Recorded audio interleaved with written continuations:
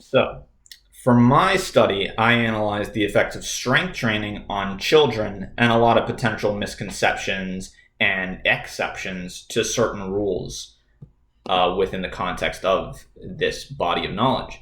And basically, we're going to go over the myths associated with strength training for children, the reality of what really happens and when they do train, and a certain exception to the rule, which potentially provides a basis for new programming or new studies. And so we're going to start off with the effects and mechanisms of strength training in children in a study by Hugh Rancher and his colleagues. And in this study, it was quite simple. They, over a 10-week period, they programmed a regimen for the children to follow certain exercises in an effort to increase certain measures that they were hoping to increase. These measures were strength, performance, hypertrophy, and postural control.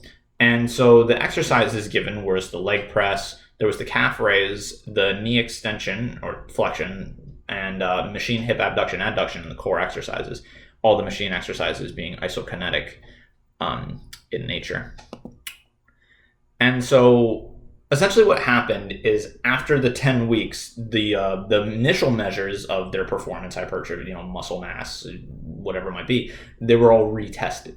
And they found that within the context of the ranges of motions for those specific exercises, i.e. the calf raise, there was an increase in strength to a good degree.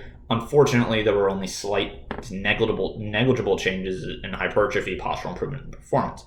And we might see that as being the case as a victim of just poor programming. I mean, if you're going to try and increase vertical jump height, which was a measure of performance, it would be probably better to have jump squats as the primary leg movement as opposed to the leg press.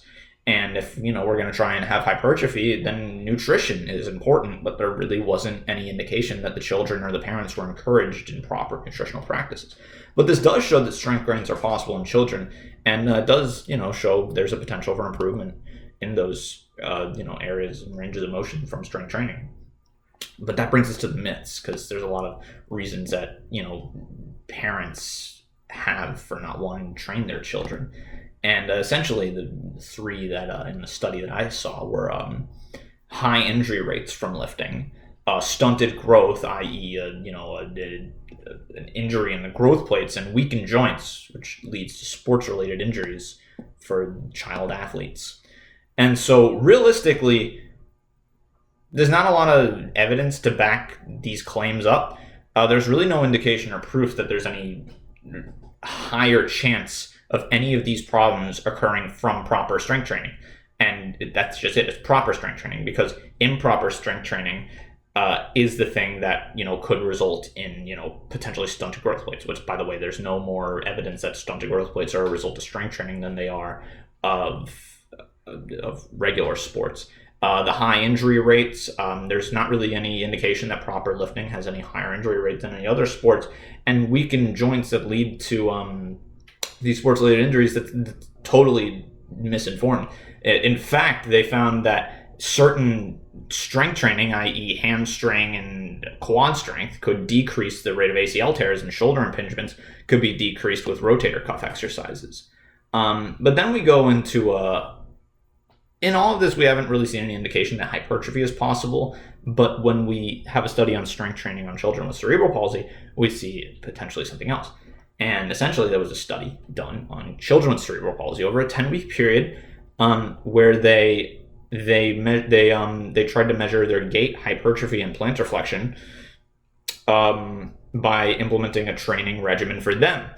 And essentially, after the 10-week period, they were tested based on the base week, and after a 3-month period, they were retested once again. And the only exercise that they did was heel raises, so like a calf, a gastrocnemius type of exercise. And the results were quite interesting in that, as expected, we saw increases in plantar flexion, bringing your heel to your calf. But there was unfortunately little improvement in their ability to walk. Their gait and functionality did not increase by a significant amount, as we would have hoped it would. But their gastrocnemius did have significant gains in hypertrophy of 17% for the 10-week period for those who were able to perform the exercises. And after the 3-month retest, a lot of the children stuck to regimentation and exercise. They had 30% as increase as compared to the base week. So there is definitely possibilities for children with low muscle mass to make gains in hypertrophy, and those same children can realize strength gains. So overall, there's good reasons to train children, and those good reasons, as compared with the myths, completely outweigh them, because the myths we've seen are not true. There's what's some of the really good things about training children in strength training is that they have a better knowledge and understanding of what strength training really is. And it decreases obesity rates. They could increase cardiovascular health, and as well, it could decrease the rate of injury, and they could bring these good training habits into their older lives, which could increase their quality and extent of life. So if we're going to look at strength training as something that should be either done or avoided in a vacuum, I'd say there's good reasons to teach our youth proper strength training practices.